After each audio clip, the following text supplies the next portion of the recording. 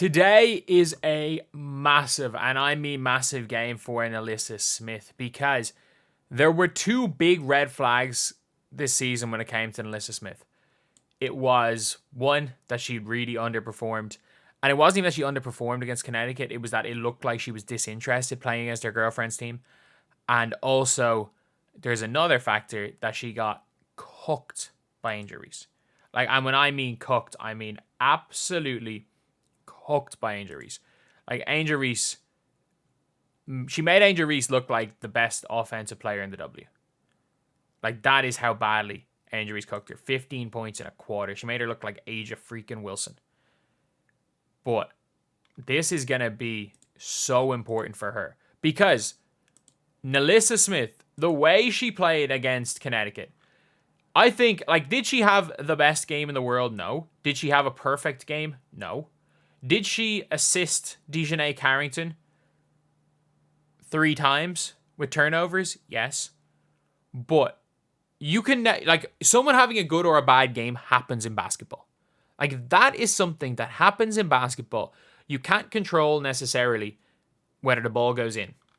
There are a lot of times, you can't control one of the times when she went and made, a goalkeeper save and she lands and Alyssa Thomas shoves her player into her and falls over and hands the ball to Dejanay for a layup. You can't prepare for that. But what you can do is control your effort. And it was the hardest I've seen Nalyssa Smith play all year. And her stats, you would say if you looked at the stats that it wasn't a good game from her in that last game against Connecticut. But if you watched the game, you were like, she did a really good job on Alyssa Thomas. And again, this is someone who this season has been the worst defender in the W.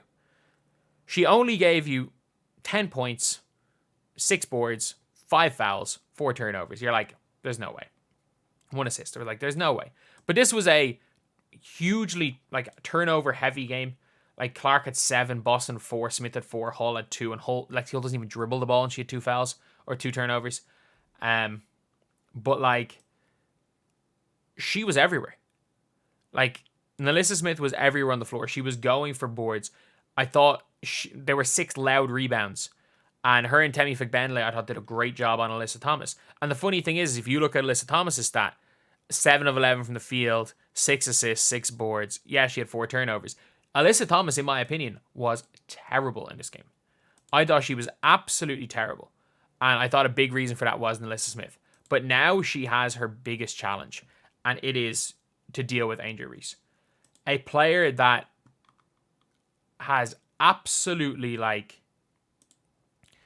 not that she's destroyed her multiple times, but just absolutely destroyed her last game. And the thing is that Indiana have done a really good job when it comes to Angel Reese of getting her off the offensive glass. If you've seen the last game, she had 3 offensive boards. But again, I think this was before the Chicago Sky went into the tankathon mode and she started averaging 8 offensive boards a game. But Nalyssa Smith, she had 12, 5 fouls, 7 boards, but she just got cooked by Angel Reese. The 4th quarter of this game, if we want to look at how this game was, this was a game where you're the Fever should have won. Caitlin Clark hit a 3 to put them up 11 to start the 4th quarter. Caitlin Clark then hit a 3 with 7 minutes to go to put them up 12. Cardoso hit a shot, but from here this was where Nalyssa Smith too smalled Angel Reese, and won. Lindsay Allen hits a shot off a drive.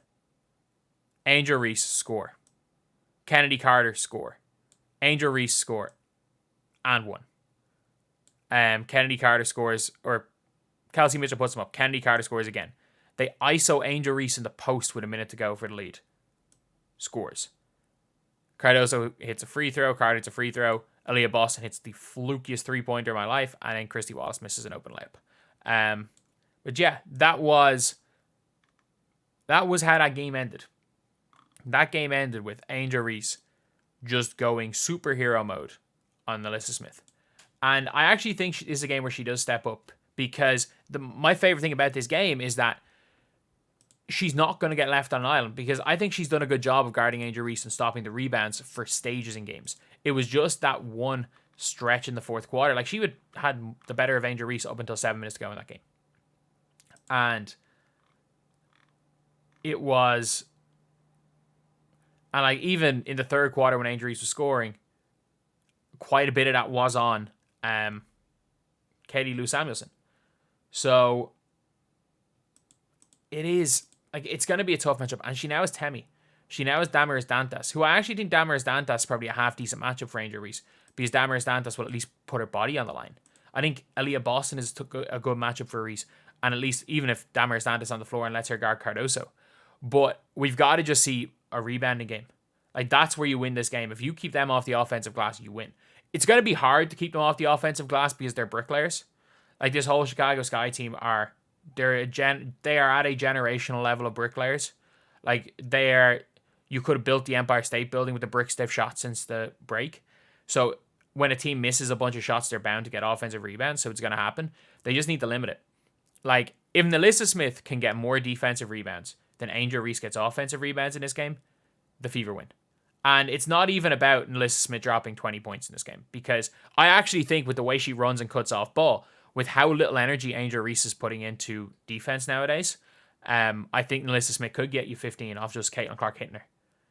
Like, I think when she's in that weak side situation where she's kind of just spotting up, I think maybe once or twice in the game dart to the basket, because again, Angel Reese cannot stop Nalyssa Smith under the basket. Angel Reese is a terrible interior defender, and Nalyssa Smith, when she cuts and will be able to score quite easily on her, because again, as far as Angel Reese's energy, it's more so on the offensive end, and like, if she does, she will occasionally try to lock people down, but she's not playing the level of defense she was the last time these two teams matched up. So I think this could be a really important game for Nalyssa Smith. And look, she doesn't need to get better of Angel Reese. Angel's going to shoot 8 more shots a game than she is on the stat sheet. But in the minutes that Nalyssa Smith plays, she's got to go toe-to-toe with Angel. Especially, this is someone that a lot of people talk about having all-star potential, being one of those elite players.